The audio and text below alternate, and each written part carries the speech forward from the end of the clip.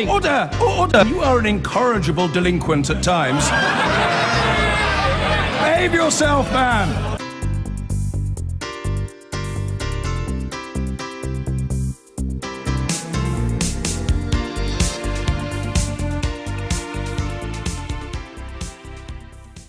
Well, now, tomorrow, the long-awaited report into the Iraq War will be published here in Westminster. The Chilcot inquiry's aim is to identify lessons to be learned from the 2003 invasion of Iraq, and Tony Blair's decision to take the country to war will be fiercely scrutinised. But what the inquiry will not address are some of the profound effects the invasion had on the surrounding region, especially with regards to Syria. Our international editor, Lindsay Hilsum, takes a look at how the legacy of the Iraq War has shaped the Western politics of intervention ever since.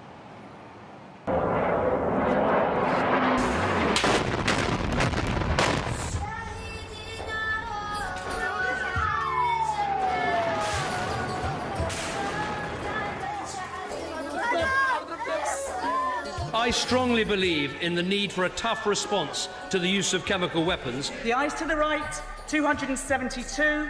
The noes to the left, 285. They said no to intervention in Syria because they regretted what they'd done in Iraq. Thank you. Lord Chilcot will detail what went wrong when Tony Blair sent British forces to Basra in 2003. But many Syrians say they need the British to help defend them against the regime of Bashar al-Assad. People in Syria are definitely paying for the mistakes that were made in Iraq.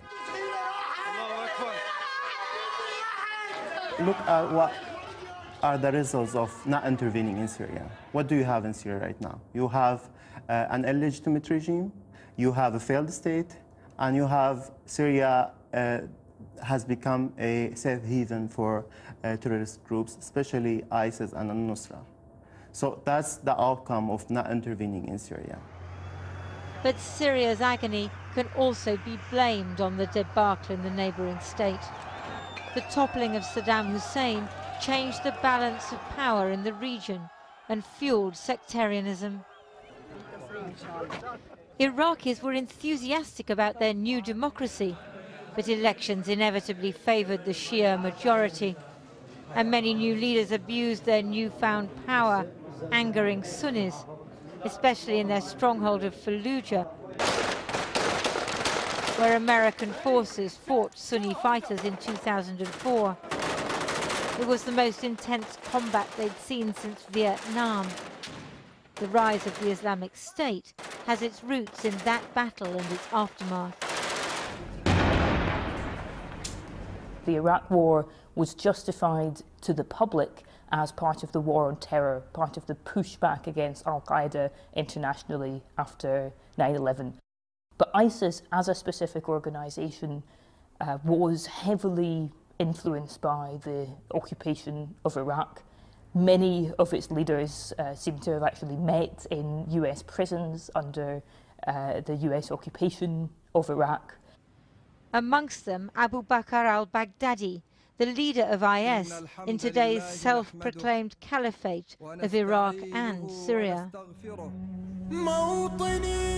This is Fallujah today. Iraqi forces have just driven out IS. The Americans and British provided airstrikes but no ground forces. Not fighting the dictator Assad as we fought Saddam, but trying to defeat the Islamic State, a threat to us, a threat our intervention in Iraq helped create. Lindsay Hilsum reporting. Well, we're joined now by the former Navy Chief Admiral Lord West, who was first Sea Lord when the invasion began in 2003. And Admiral, what I'm wondering is whether, now that you look back, the chronology of what was going on from your office, to what extent it began to tell you that something was going on that you were not being told about. Well, in fact, I was, the year before this started, in 2002, I was the Commander-in-Chief of the fleet, the operational commander of the fleet. And in July of that year, I was told by someone very, very high up that we would be invading Iraq with the Americans. And I had a meeting with my fleet command team, and I said I want the Navy and Marines ready for war in the Northern Gulf, because I had no idea of what the operation was going to be, by the 31st of December this year. That was 2002. How high does very, very high up get? It wasn't As the high first as you sea. can get? It wasn't the first Sea Lord, and it wasn't as high as you can get, but it was very high up. That's all I'm willing to say, really. Right. And I knew, for example, we would need mine countermeasures vessels, and I said, right, we'll sail them after the summer leave because they take longer to get there. The excuse we'll use is they're doing exercises. Now, I wouldn't have done those things off my own bat. You don't wake up in your bath in the morning and say, let's get ready for war and sail these. Someone told me, so I know someone told me. Now, I'm sure in Chilcot... So we're talking about a chronology which is much, much earlier than this whole, the idea of going to the UN, getting sort of all sorts of sanctions and... Absolutely, but I'm sure the answer from people will be, well, until you actually make the decision, you know, it's all very well, you're getting ready for it, everything else. But it was more than that, I felt. I certainly felt it was more than that. So when in August, late August, the first Sea Lord left and I went and relieved him, and I then moved into the first Sea Lord, so I was in the corridors of power, I was able to see what was going on, and there were discussions about, you know, would we be going, it wouldn't, I mean, the army, for example, wanted to order kit and weren't allowed to. But let's cut to the chase. I mean, what you're really saying is that Tony Blair had decided we were going to invade Iraq, and he knew when. You didn't know exactly when, but you knew something was cooking. I don't think they knew when, but I think the intention was to invade Iraq. I mean, that's certainly my belief. Now, I might be wrong, I don't know, but that was my belief. And interestingly, I received an email today as a result of the fact I'd said something from someone who was very involved with getting Storm Shadow. This is a missile that busts bunkers carried by tornadoes, tornado aircraft. They weren't ready for it. They were told in September, get this ready, we need it by March. Someone in the weapons production end of life was asked to provide stuff that you would need for the invasion. So but let me just test you on this, because you presumably told Lord Chilcot all of this, right? Well, I was never asked by Lord Chilcot to give evidence, so I'm sorry. I'm delighted I won't be... The first Sea Lord of the time was not asked to go and speak to Lord Chilcot. Absolutely, I was not asked to speak, but as I say, I'm quite delighted, because hopefully that means I won't be involved in anything that spins out of it. But the serious point is that you knew that from everything around you, that war was going to happen. And to me it seemed... we had not yet got the resolutions from the UN. No, to me it seemed... the way I would put it is, I felt there had been a decision this was going to happen, and then as we got nearer and nearer to the end of the year, then the following year, people were casting around for let's find an excuse for why we should, a better reason. I mean, the reason to me, I thought, when people told me, first of all, in July was, well, Saddam Hussein has been trying to shoot down our aircraft doing the no-fly zone. He's actually killing a lot of his own people. You know, he's a danger. I'd been Chief of Defence Intelligence for 3 years, from 1997 to 2000, and I did not believe the issue that there were lots of weapons of mass destruction. People are going to find it absolutely incredible that such a crucial figure in the whole build-up to war was never spoken to by Sir John Chilcot. But on that note, we'll thank you very much indeed, Admiral. Thank you for talking to us. Very revealing. After the break, on the eve of the publication of the Chilcot Inquiry into Britain's role in the Iraq War, we'll be reflecting on the events of the past 13 years in Iraq since 2003. Well, now, the ghosts of the Iraq War have hung over many of those making foreign policy decisions here and in the United States since 2003 and that invasion. Will tomorrow's Chilcot report finally offer some form of diplomatic, psychological closure?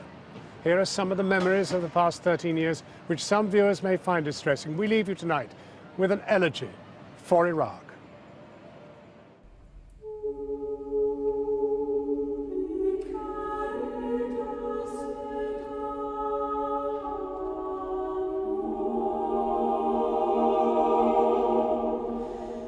At this hour, American and coalition forces are in the early stages of military operations to disarm Iraq, to free its people, and to defend the world from grave danger.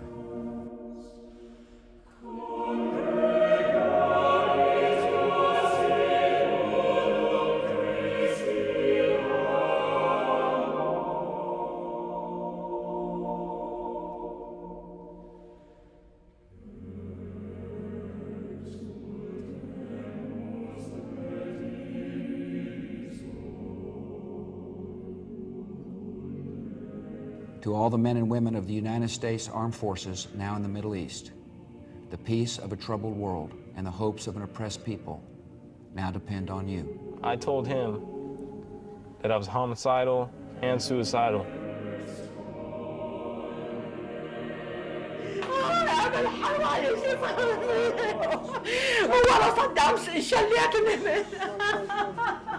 اجعل السلام اجعل السلام يا الله.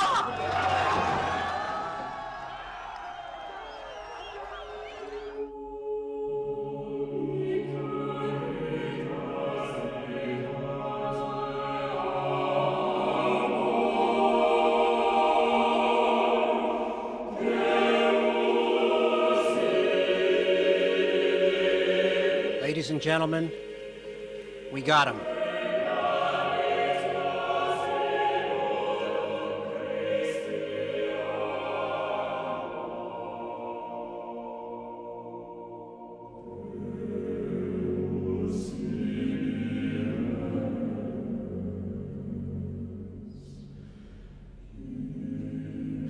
Lay down. Now let's go. You don't think there's a risk going into people's houses like that it might make them more scared of you and sort of more, you know, anti-American?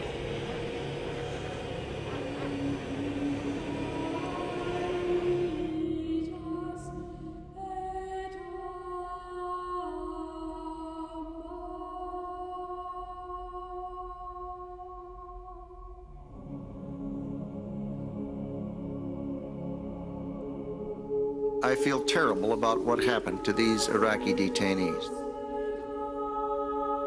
I'd do it again in a minute.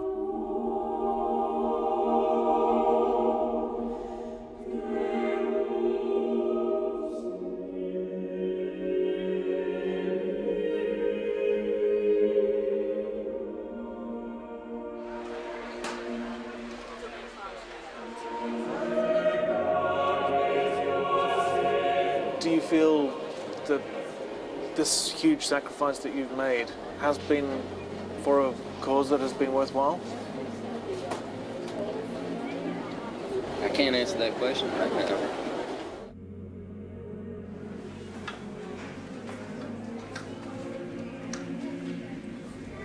When people look back on this time and look back on this conflict, I honestly believe they will see this as one of the defining moments of our century. And you did it. It was your courage and your professionalism that did it. Lots of people in a small area will panic me because it sends me back to being outside that compound, being surrounded by people who were bigger than me.